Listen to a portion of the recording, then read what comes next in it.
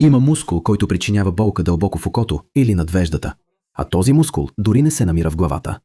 Най-лошото е, че приемането на болка успокояващи не помага в този случай, защото това е механична болка. Но спокойно, защото в това видео ще ти покажа поредица от 3 упражнения, които могат да облегчат тази болка напълно за по-малко от 3 минути. Най-хубавото е, че не е нужно да си млад, слаб или да имаш голяма гъвкавост, за да следваш тези стъпки и да облегчиш тази болка с помощта на правилното движение. Поне когато мускулът има тригерна точка, това означава, че той причинява отразена болка. Той предизвиква болка, която се появява в друга част на тялото, на разстояние. Това е същата миофасциална болка. И този, който причинява тази отразена болка в дъното на окото, около окото, над веждата и дори може да е свързан с световъртеж и шум в ушите, е мускулът еком, екстерно, клейдо, оципитал, мастоидал.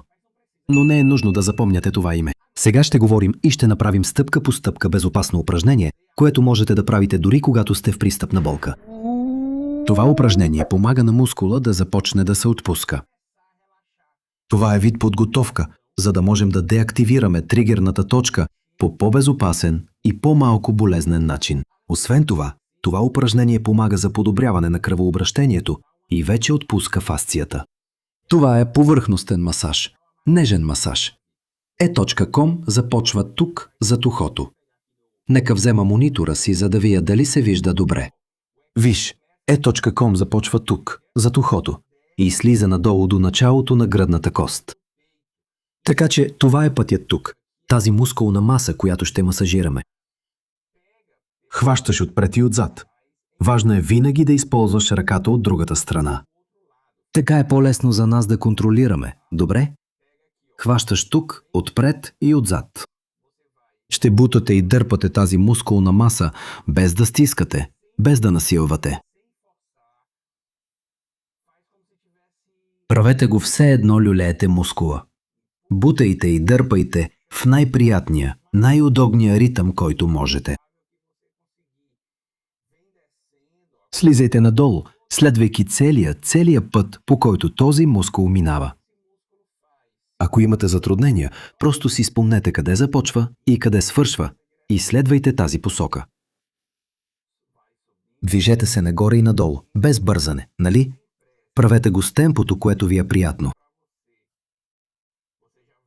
Ще усетите как мускулът постепенно се отпуска. Съвет. Ако имате затруднения, можете да правите това упражнение легнали. Вижте, масажирайте, люлейте и се движете нагоре и надолу по хода на мускула без бързане за 1 минута. И втори съвет. Ако болката е от двете страни, ще направите масажа и от двете страни. Сестра, разбира се. Това упражнение е за деактивиране, за изключване на тригерната точка. Вече направихме подготовката, но все пак е важно да разберете 2 неща. Първото е, че ще деактивираме точка от всяка страна. Затова ще потърсим точката, която предизвиква болката, която усещате, която причинява болката, която искаме да облегчим. Не правете това по 2 или 3 пъти. Това само ще раздразни мускула още повече и ще ви накара да изпитвате повече болка.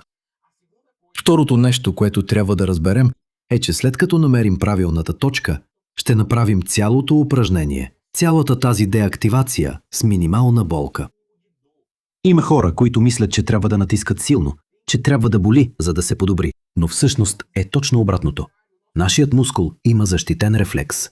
Така че, колкото повече болка причинявате, толкова повече мускулът ще се свива, опитвайки се да се защити. Ай! Боли ме врата. Нека започнем, като потърсим тригерната точка, която искаме да деактивираме. Нека взема отново монитора си. Ще търсим тази точка спокойно, без бързане, използвайки същия захват, който направихме при предишния масаж. Вече си усетил, вече знаеш хода на мускула. Така че идваш, опитваш, натискаш. Сега внимателно търсиш точката, която задейства. Мисля, че така виждаш по-добре, която предизвиква болката, която усещаш. Както казах, винаги трябва да има минимална болка. Искам да бъдеш възможно най-нежен в този процес. След като намерим правилната точка, няма да прилагаме много сила. Помниш ли? Минимална болка. Ще търсим позицията на главата, при която мускулът се опуска най-много. Обикновенно това е когато главата е облегната върху ръката. Наклони бавно, Все едно настройваш радио. Унези стари радиа от едно време. Беше преди 84 години. Намери позицията, в която мускулът е най-отпуснат. И тук ще продължиш със същия натиск. Лек натиск. Минимална болка. В тази позиция дишай спокойно поне 1 минута. Или докато болката изчезне. Възелът да се разпусне под ръката ти. Което стане първо.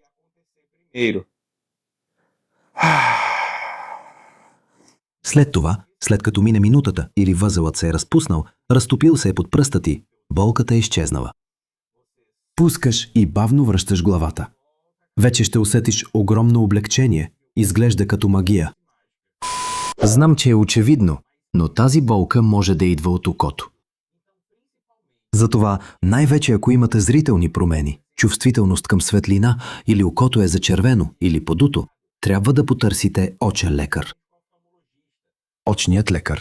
Това упражнение е за да се предотврати връщането на тригерната точка, за да се избегне връщането на болката.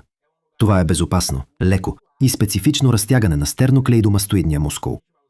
Ще използваме стена, за да облегнеш гръбнака и главата си. Да предположим, че ще правим разтягането. Упражнението за лявата страна. Болката е отляво и стерноклеидомастоидният мускул, който искам да разтегна, е отляво, нали? Ще завъртиш главата си към стената наляво, към страната на болката. Все едно гледаш към страната на болката. И после плъзгаш главата към другата страна. Все едно гледаш към тавана. Виж, бавно. Докато усетиш началото на разтягането. И тук ще завършим това разтягане, използвайки издишването. В момента, в който изпускаме въздуха, сложи ръцете си на гърдите и изпускай въздуха много бавно.